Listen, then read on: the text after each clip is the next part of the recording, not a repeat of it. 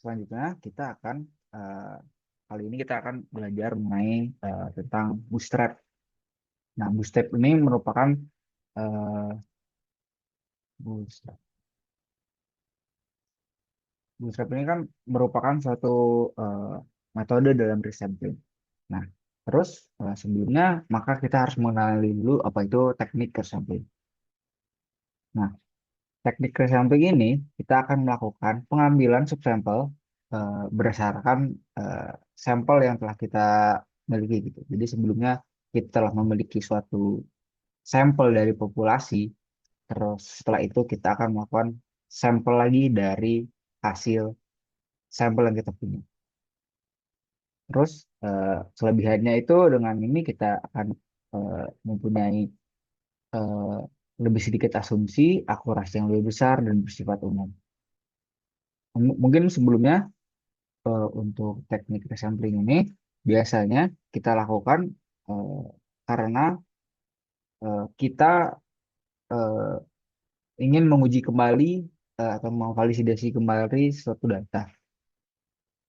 Nah, tetapi untuk melakukan eh, sampling ulang kembali berdasarkan populasi itu pasti akan eh, me- memerlukan eh, sumber daya yang besar gitu karena kita perlu melakukan sampling ulang lalu untuk menjaga tetap representatifan datanya. Maka dari sini kita akan melakukan sampling di mana kita akan mengambil eh, sampel-sampel lagi dari sampel yang telah kita punya. Nah, dalam eh, beberapa teknik resampling itu ada bootstrap dan jackknife. Dalam hal ini kita akan eh,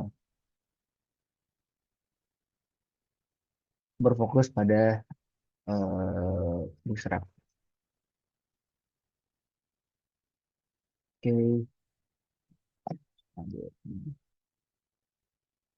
Kita akan melakukan penjelasan mengenai bootstrap. Nah, bootstrap ini merupakan tadi suatu teknik sampling di mana kita dapat memperkirakan distribusi statistik dengan mengambil sampel berulang kali dengan pengembalian.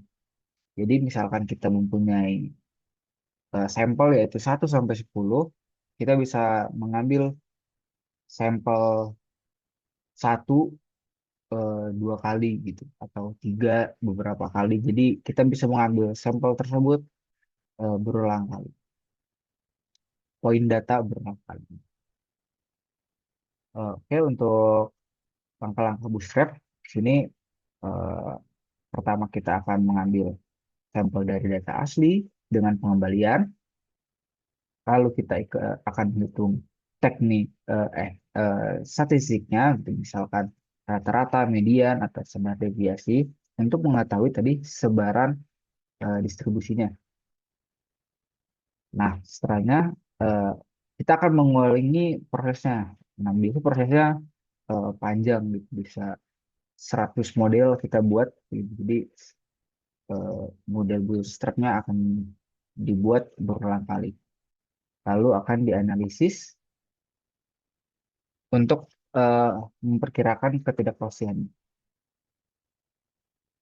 Nah, kalau untuk kita secara singkatnya, intinya nah, teknik bootstrap ini akan eh, kita akan melakukan eh, su- mengambil subsampel dari sampel yang ada dengan pengembalian, lalu kita akan eh, melakukan hal tersebut berulang kali. Untuk kelebihannya, di sini kita tidak memerlukan asumsi distribusi, di mana Bootstrap tidak memerlukan asumsi distribusi data yang kuat sehingga bisa digunakan dalam berbagai situasi. Lalu ada fleksibilitas, dan mudah diimplementasikan. Kekurangannya adalah kebutuhan komputasi. Nah, seperti yang saya bilang tadi, iterasinya biasanya banyak gitu untuk menghasilkan hasil yang representatif untuk subsampel yang kita punya. Jadi eh, misalkan kita bikin 100 model bootstrap, 1000 model bootstrap, itu memerlukan yang namanya eh, resource komputer yang sangat besar. Lalu kekurangannya adalah tidak selalu cocok untuk jenis data, terutama dengan data yang sangat kecil dan sangat tidak terdistribusi. Nah, eh, perlu diingat untuk resampling ini, kita juga perlu memastikan eh, hasil sampel yang kita miliki itu eh, datanya udah bagus gitu. Misalkan tadi kita sudah melakukan sampel terhadap populasi, hasil terus kita memiliki sampel, sampel ini harus eh, bagus gitu. Karena eh, dalam hal ini nanti kita kalau melakukan bootstrapnya dengan sampel yang jelek gitu, eh, hasil bootstrapnya juga tidak eh, representasi dengan data aktualnya gitu, dengan data populasi yang ada. Nah, ini juga dengan eh, datanya juga yang kecil.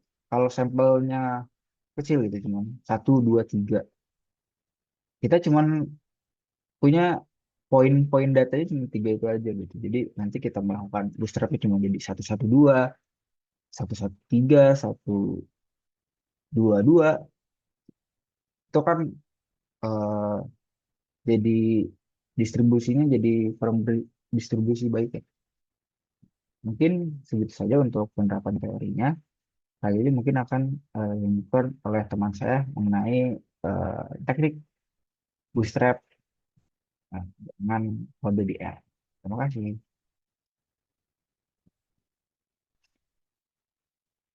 Baik, sebelumnya izinkan saya untuk memperkenalkan diri terlebih dahulu. Nama saya Deva Anjani Khoini Nafsyah dengan NIM 122450014.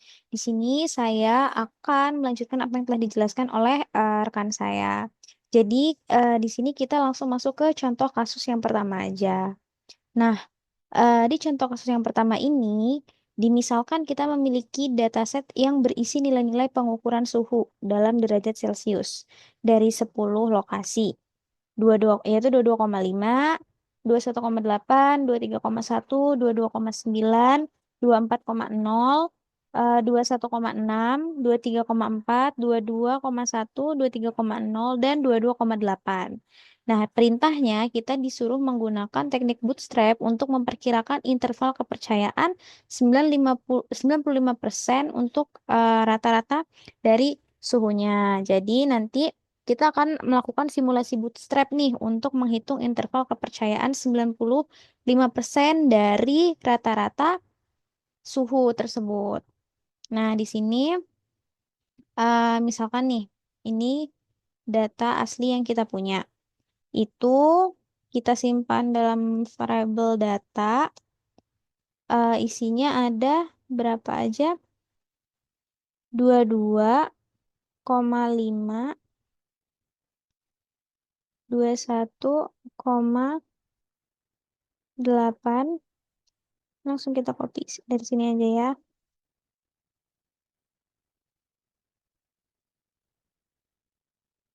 Nah, ini data asli yang kita punya.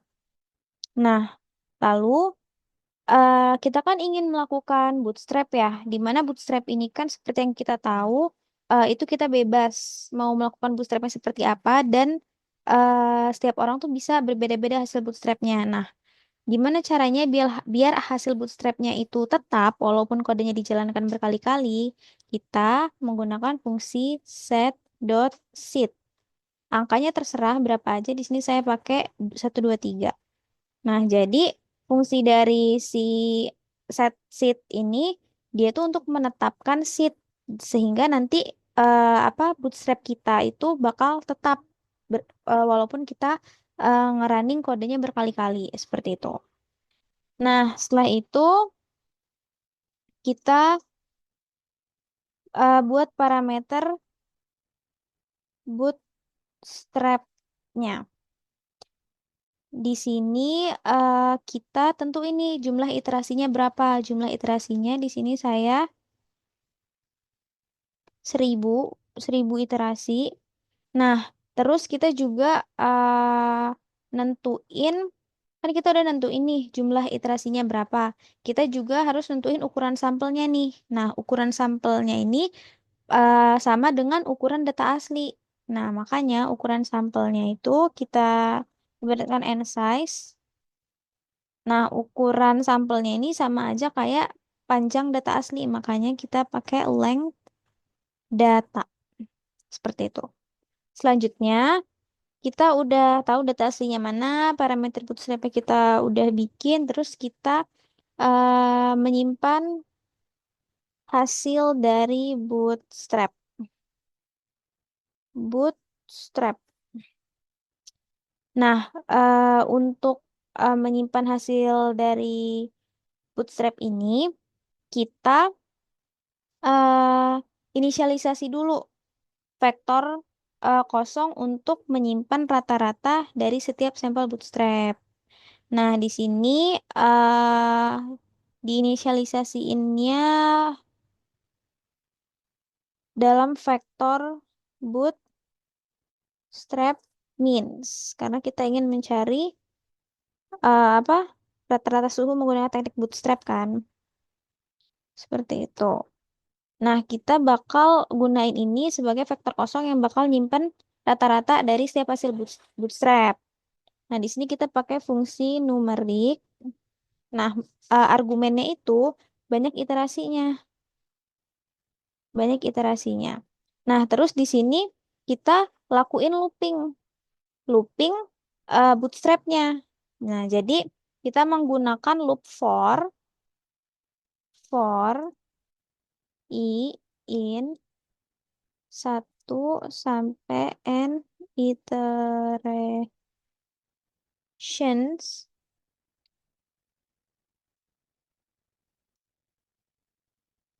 Wait,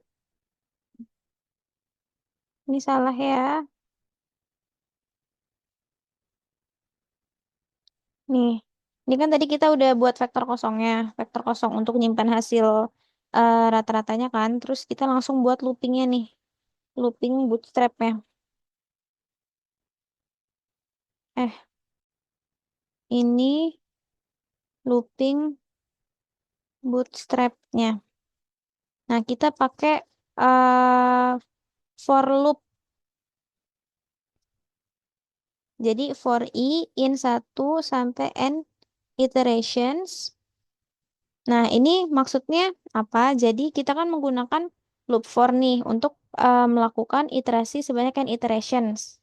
Nah, terus itu artinya kayak gitu. Terus kita langsung kita juga perlu mengambil sampel nih, mengambil sampel dengan penggantian dari data asli dengan ukuran yang sama. Nah, di sini kita uh, definisiin sampel. Nah, jadi si sampel ini nanti fungsinya mengambil sampel dengan penggantian dari data asli menggunakan ukuran yang sama. Nah, di sini sampel sampel data size-nya kita sama dengankan dengan n size replace true. Lalu bootstrap means i itu sama dengan min sampel. Nah, jadi dari kode ini di sini kan ada bootstrap means i. Nah, jadi bootstrap means i di sini itu untuk menghitung rata-rata dari sampel lalu menyimpannya dalam vektor bootstrap underscore means. Maksudnya seperti itu. Nah, kita udah melakukan kode untuk looping bootstrapnya nih. Sekarang kita hitung interval kepercayaannya. Hitung interval kepercayaan. Nah, di sini untuk menghitung interval kepercayaannya, di sini kita menggunakan fungsi kuantil. Menggunakan fungsi kuantil. Nah, jadi ya fungsi kuantil ini nanti tuh kita akan menghitung menghitung kuartil sekian-sekian dari distribusi bootstrap underscore means-nya. Nah, kuantil ini, kuartil-kuartil ini nanti tuh digunakan sebagai batas bawah dan batas atas untuk interval kepercayaan 95% yang diminta di soal. Nah, di sini kan kita udah tahu ya, kan kuantil itu bakal tadi menghitung kuartil. Nah, kuartil itu nanti menjadi batas atas dan batas bawah. Makanya di sini kita punya apa namanya variabel untuk menyimpan batas atas batas bawahnya. Berarti lower bound sama dengan kita pakai fungsi kuantilnya tadi. Kuantil, nah bootstrap underscore means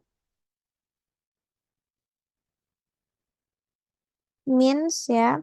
Di sini kita batas bawahnya pakai 0,025. Nah, batas atasnya upper bound kita simpan dalam variabel upper bound. Kita pakai fungsi kuantil lagi. Nah, bootstrap means batas atasnya kita pakai 0,975. Nah, gitu. Jadi di sini kita akan menghitung kuartil 2,5% dan 97,5% dari distribusi bootstrap underscore means.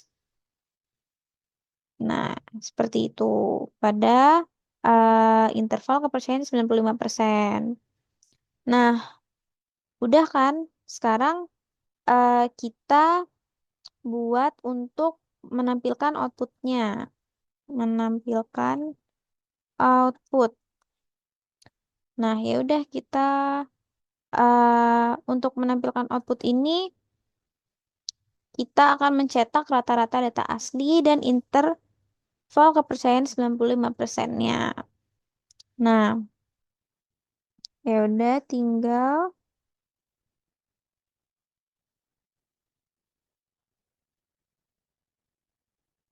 seperti ini.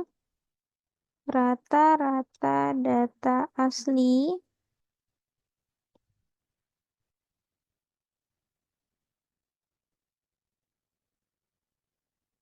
Oke. Nah, kita masukin min datanya.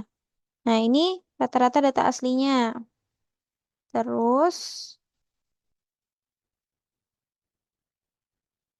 kita akan menampilkan eh interval kepercayaan 95%, kan? Untuk rata-rata mana? Untuk rata-rata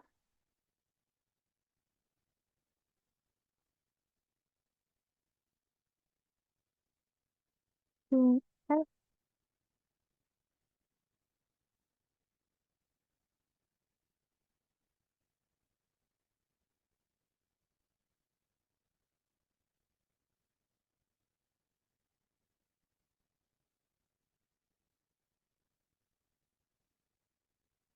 nah, lower bound sama upper bound seperti itu.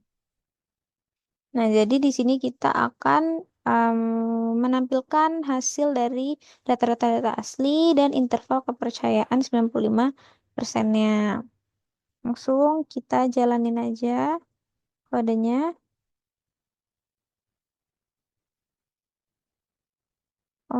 Sebentar, ini ada yang error di bagian ininya. Sama incomplete expressions, interval kepercayaan untuk rata-rata.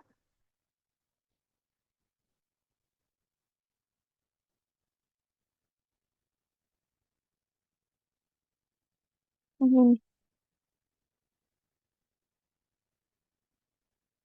Nah, jadi di sini bisa kita lihat rata-rata data aslinya 22,72, interval kepercayaan 95% untuk rata-rata tersebut, yaitu ada di 22,28 dan 23,14. Nah, jadi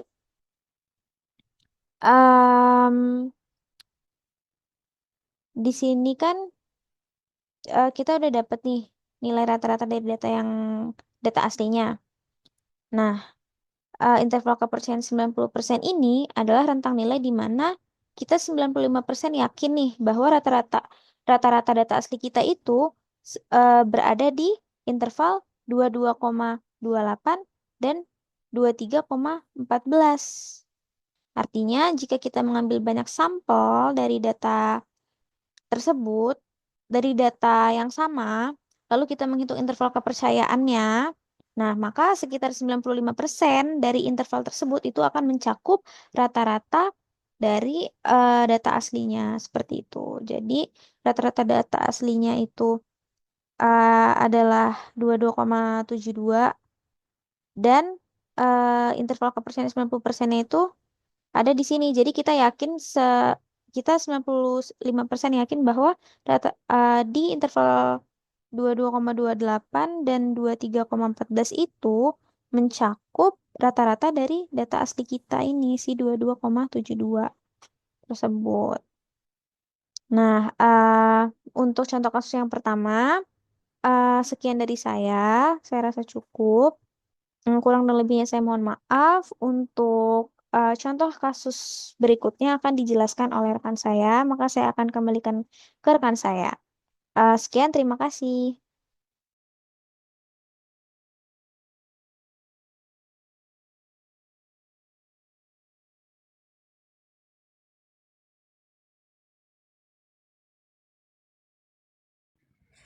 Assalamualaikum warahmatullahi wabarakatuh. Perkenalkan, nama saya Safitri dengan NIM 1224571. Di sini saya akan menjelaskan codingan di mana dia menggunakan contoh kasus 2. Contoh kasus 2 ini menggunakan teknik bootstrap yang menghitung interval kepercayaan 95% untuk variasi dari datanya. Yang pertama kita lakukan data awal dan parameter bootstrapnya, di mana data diisi dengan C 75885908889286, kemudian set.sheet 123, di mana data ini merupakan dataset awal yang berisi 7 nilai. 7 nilai tadi yaitu 75, 80, 85 dan seterusnya itu ya. Kemudian untuk set.sheet 123 ini digunakan untuk memastikan nih hasil random dari fungsi sampel yang dapat direproduksi. Angka 123 adalah nilai acak yang dipilih untuk sheet-nya. Atau bisa disebut dengan kata lain, set sheet ini penggunaan sheet yang memungkinkan hasil bootstrap yang konsisten setiap kali kode dijalankan. Yang kedua, kita lakukan menyiapkan parameter untuk simulasi, di mana kita isi dengan n iteration, kita isi dengan 1000, n size kita isi dengan length data, kemudian bootstrap variance kita isi dengan numeric n iteration. N iteration 1000 ini digunakan untuk menentukan nih jumlah iterasi yang akan dilakukan untuk proses bootstrapnya. Kemudian untuk n size diisi dengan data ini merupakan panjang data asli yang di sini adalah 7, di mana merupakan jumlah elemen dalam datanya tadi. Kemudian kita Lanjut untuk bootstrap variance, yaitu kita isi dengan numeric and iteration, yaitu untuk menyimpan vektor kosong untuk menyimpan nilai variansi dari setiap sampel bootstrapnya. Setelah itu kita melakukan simulasi bootstrap, yaitu dengan for in 1 and iteration, di mana kita masukkan sampel data size and size replace true, kemudian bootstrap variance i kita isi dengan var sample. Sampel data size and size replace true ini digunakan untuk membuat sampel bootstrap dengan cara mengambil elemen dari data secara acak dengan pengembalian sebanyak n size. Jadi n size itu tadi kan ada 7 tuh, berarti pengambilan sebanyak 7 elemen atau 7 kali elemen. Habis itu kita lakukan nih var sampel. Var sampel ini digunakan untuk menghitung variasi dari sampel bootstrapnya. Untuk bootstrap variance i, kita masukkan dengan varian sampel. Var sampel itu untuk menyimpan nih hasil variasi tersebut ke dalam vektor bootstrap yang disebut dengan bootstrap variances.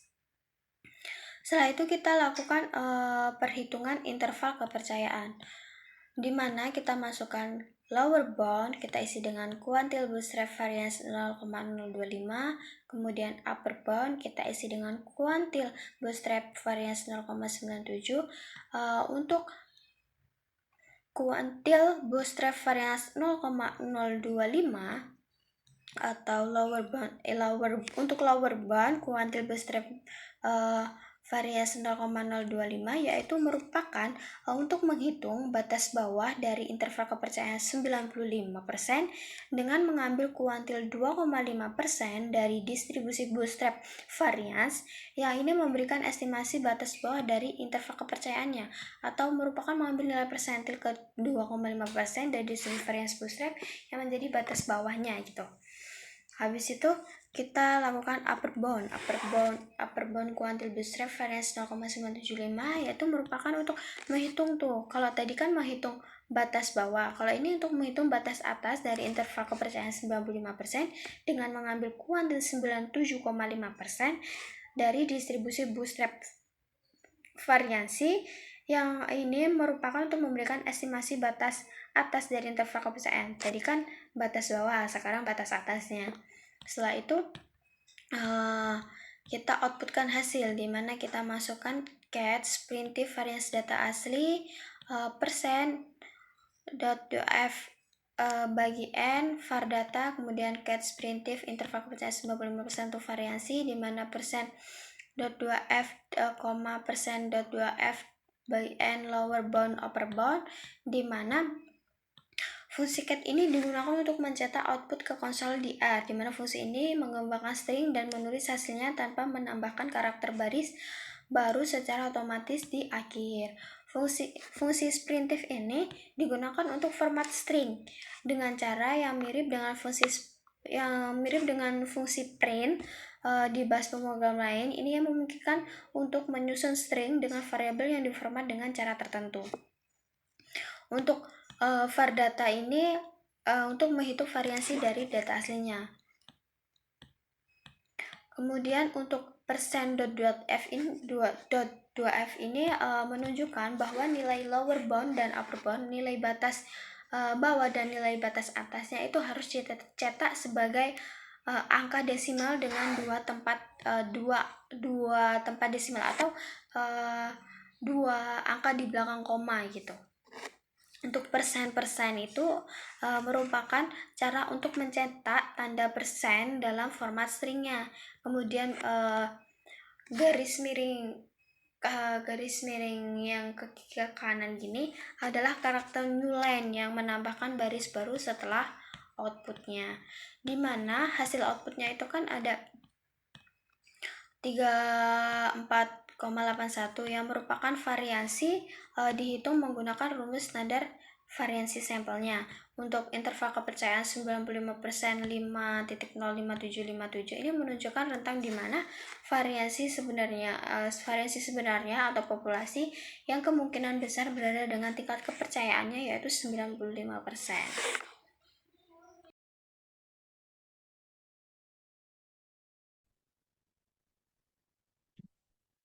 Oke, Assalamualaikum warahmatullahi wabarakatuh. Perkenalkan, nama saya Residen Nusantara dengan NIM 122450080 dari kelompok 6. Nah, di sini saya akan menjelaskan terkait di modul kita yang terakhir, di modul praktikum yang ke-10, yaitu metode resampling berbasis bootstrap, ya teman-teman semuanya. Nah, tadi kan sudah dijelaskan terkait dari teorinya, contoh kasus satu, tapi sudah ada contoh kasus dua. Dan sekarang mungkin aku bakal ngasih contoh kasus yang ketiga, teman-teman semuanya, yang dimana di sini aku bakalan memberikan dataset yang berisikan tinggi badan, yaitu diwakili oleh X, dan juga berat badan yang Y. Yang dimana kita akan mengukur 6 individu, teman-teman semuanya. Dan di sini mungkin bisa dilihat teman-teman semuanya, ada 150, 160, 170, 80, sampai 200. Dan berat badannya itu 50, 60, 65, 75, 80, 90. Nah, kita akan menggunakan teknik bootstrap untuk memperkirakan interval kepercayaan itu 95% teman-teman semuanya. Dan ini yang menjadi poin khususnya untuk di contoh kasus yang ketiga, itu kita menggunakan koefisien regresi dari model linear Y sama dengan B0 ditambah B1X. Nah, mungkin kita bakal lanjut terkait dari codingannya. Yang pertama ya, kita akan memasukkan data aslinya teman-teman semuanya. X itu sebagai tinggi badan, Y itu sebagai berat badan ya teman-teman semuanya. Dan kita masukkan ke set sheet 123. Nah, menggunakan parameter bootstrap, itu kita menggunakan 1000 pengulangan ataupun 1000 iterasi teman-teman semuanya. Ya. Nah, terus kita akan mencari ataupun menyimpan hasil dari bootstrap itu teman-teman semuanya. Lalu kita menghitung interval kepercayaannya, ya, yang dimana kita menggunakan dari 0,025 sampai 0,975. Atau di sini intervalnya 95% teman-teman semuanya, ya. Dan kita akan masukkan untuk regresi dari linearnya, model linear kita, Y sama dengan B0 ditambah B1, teman-teman semuanya. Ya, maka dari itu kita akan menghitung dari koefisien regresi data asli dan juga interval kepercayaan 95% untuk koefisien regresi. Ya, nah, oke mungkin kita jalankan sebentar. Nah, di sini muncul teman-teman. Untuk koefisien regresi linearnya dari data asli itu adalah 0,77 teman-teman semuanya. Dan interval kepercayaannya itu adalah 0,70 sampai 0,82 teman-teman semuanya. Dan di sini kita perlu mengetahui gitu ya teman-teman semuanya untuk bagaimana cara teknik resampling menggunakan metode ataupun model dari bootstrap ini teman-teman semuanya. Dan mungkin itu saja dari kami dari praktikum terakhir kali kami di modul yang ke-10, dan terima kasih udah menonton di 10 pertemuan, di 10 video di modul praktikum kita kali ini di kelompok kelima. Terima kasih dari kami. Wabillahi taufiq wal hidayah. Wassalamualaikum warahmatullahi wabarakatuh.